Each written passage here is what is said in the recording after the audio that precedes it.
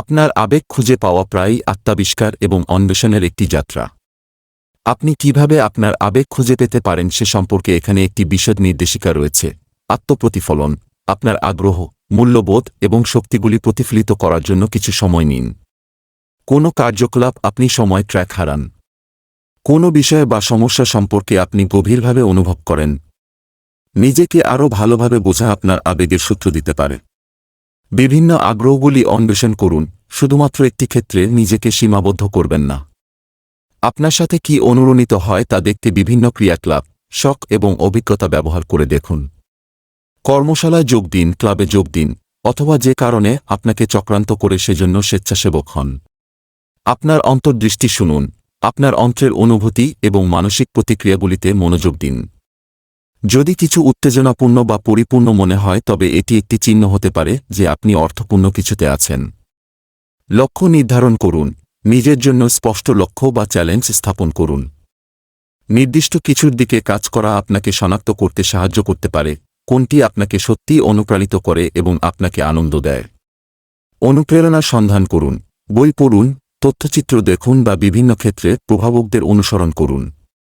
নিজেকে বিভিন্ন ধারণা এবং দৃষ্টিভঙ্গির কাছে প্রকাশ করা নতুন আগ্রহ এবং আবেগের জন্ম দিতে পারে। ব্যর্থতাকে আলিঙ্গন করুন, নতুন কিছু চেষ্টা করতে এবং ব্যর্থ হতে ভয় পাবেন না। ব্যর্থতা শেখার প্রক্রিয়ার একটি স্বাভাবিক অংশ এবং আপনি কি উপভোগ করেন এবং কি করেন না সে সম্পর্কে মূল্যবান অন্তর্দৃষ্টি প্রদান করতে পারে। ব্যক্তিত্ব মূল্যায়ন নিন, মায়ার্স-ব্রিগস ইন্ডিকেটর, মোবাই বা স্ট্রেংথস ফাইন্ডারের মতো টুলগুলি আপনার ব্যক্তিত্বের বৈশিষ্ট্য এবং শক্তি সম্পর্কে অন্তর্দৃষ্টি প্রদান করতে পারে যা আপনাকে আবেগের সম্ভাব্য ক্ষেত্রগুলি শনাক্ত করতে সহায়তা করে। আপনার শৈশবের আগ্রহগুলি বিবেচনা করুন, শৈশবকালে আপনি কি করতে উপভোগ করেছিলেন তা প্রতিফলিত করুন। প্রায়শই আমাদের শৈশব শখ বা স্বপ্ন আমাদের সত্যিকারের আবেগের সূত্র ধরে। অন্যদের সাথে কথা বলুন, পরামর্শদাতা, বন্ধু বা পরিবারের সদস্যদের কাছ থেকে নির্দেশনা নিন যারা আপনাকে ভালো করে চেনেন। তারা মূল্যবান অন্তর্দৃষ্টি অফার করতে পারে বা আপনি বিবেচনা করেননি এমন সুযোগের পরামর্শ দিতে পারে। সাইড প্রজেক্টের সাথে পরীক্ষা, আপনার আগ্রহের সাথে সম্পর্কিত ছোট প্রকল্প বা পরীক্ষা শুরু করুন। এই হ্যান্ডস অন পদ্ধতিটি আপনি কি উপভোগ করেন এবং আপনি কি ভালো তা সম্পর্কে স্পষ্টতা পেতে সহায়তা করতে পারে। আপনার শক্তির মাত্রা মূল্যায়ন করুন, বিভিন্ন ক্রিয়াকলাপে জড়িত হওয়ার আগে, চলাকালীন এবং পরে আপনি কেমন অনুভব করেন তা লক্ষ্য করুন। আবেগ প্রায়শই শক্তি, উৎসাহ এবং প্রবাহের অনুভূতি হিসাবে প্রকাশ পায়।